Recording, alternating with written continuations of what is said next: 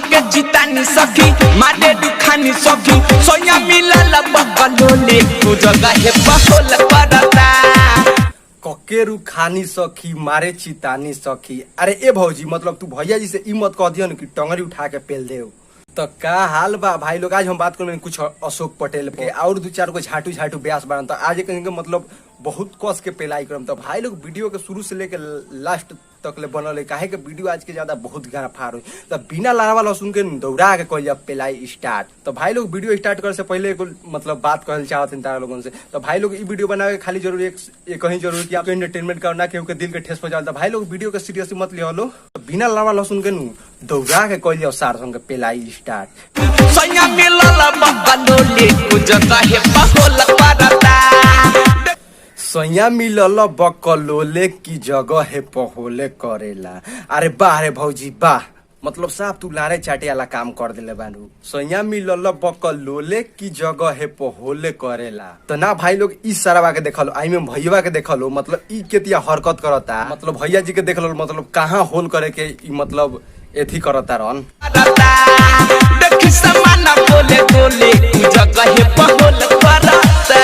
अरे अशोक भैया पहले तू ई देख लो मतलब तू कहाँ होल करे के चाहता रह। अरे मार देवा लोग तो हनियो लो एक बार देख लो मतलब कहाँ होल करे के चाहता रन। लोग देखते रहो गछिया में होल करे के चाहता मतलब गछिया में चाहता कि हम पेल दी। अशोक भाई के हरकत देखत रहो जतिया हरकत मतलब करतन तो एतिया मतलब गछिया में तो ना पेलाई मतलब एतिया 2-4 मिनट करियो नु मतलब एतिया 2-4 मिनट आई मतलब एतिया 2-4 मिनट करियो नु एतिया करियो नु तो मतलब ई मतलब इनको लारवा मुरुक जाई। बहोल करता देख में पिया बकलोले तू जगह है बहोल करता एतिया मतलब 2-4 मिनट ले कह देबल तो लारवा फुसुक जाई, सॉरी लारवा मुरुक जाई सरौ। तो ना भाई लोग मतलब तू लोग देखत रहो मतलब ई अशोक भाई के मतलब स्क्रीन पर लौकत रहन। तो सरवा सही आदमी के खखुआर कहल जाला। भैया जी के भौजी मतलब माना कर दिलवाई देवे से, तो यही से इस सरवा जाके मतलब गाछी में होल करता। इस सरवा के हरकत देख के लागता मतलब 2-4 मिनट का छोड़ दिए तो लारवा से पेल के मतलब 2-4 गो लकड़ी चीर दी हनी। बहोल करता देख में पिया बकलोले तू जगह है बहोल करता।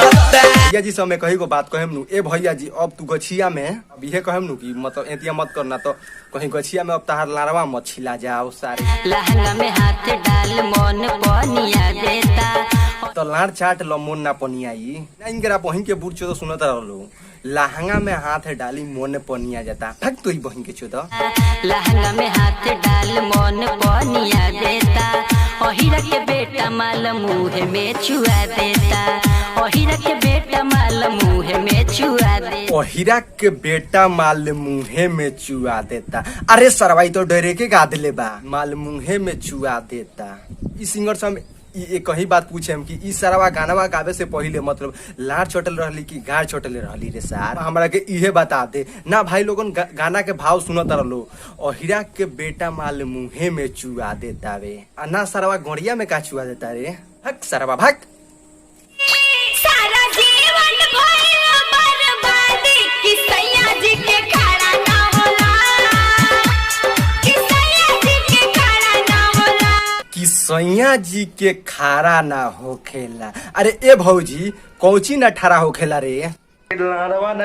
अरे सरवा तोरा बीचवा में बोलल जरूरी रहेला रे। भाई लोगन मतलब ई बात सही बा जतिया कह दिए नु भौजी हमारा राजा जी के ठारा ना होखेला। तो ना भाई लोगन भौजी के का नाम उहे बा कि सैया जी के ठारा ना होखेला। तो मतलब आइए मतलब उहे मतलब भौजी के का नाम उहे बा नु कि लारवा ना होखेला। ठारवा के ना बात करी नु मतलब लारवा के ना बात करी नु तो का गणिया के बात करी।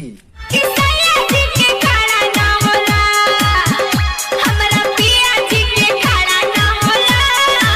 पिया जी के खारा ना होखेला कि पिया जी के खारा ना होखेला।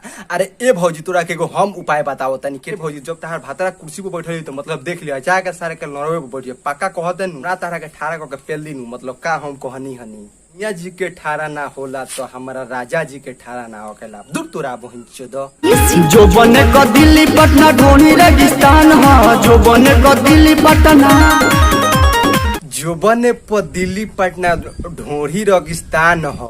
अरे सर तेना ही ई कौन गाना हो रे। तो भाई लोग मतलब आजकल मतलब ई जाके मत गा दो सो कि अगिला जापान हो तो पिछला पाकिस्तान हो। भाई लोग आजकल मतलब जाके इस सरवा गाना मत गाओ तो कि अगिला जापान हो पिछला पाकिस्तान। इस सरवा गाइयो दियो से इनको कोनो गारंटी नहीं है 700 को।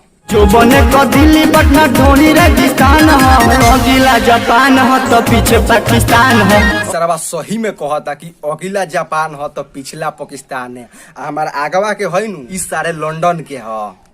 तो भाई लोग आज के कर यही वीडियो समाप्त करें। वीडियो अच्छा लगे तो लाइक कर ले, चैनल पर नए वाले तो चैनल को सब्सक्राइब कर लो, काहे कि बहुत हम धूप बा इतना पसंद आ गया मैं वीडियो बनावा तनी। तो भाई लोग मत चैनल को सब्सक्राइब कर दो और ज्यादा से ज्यादा शेयर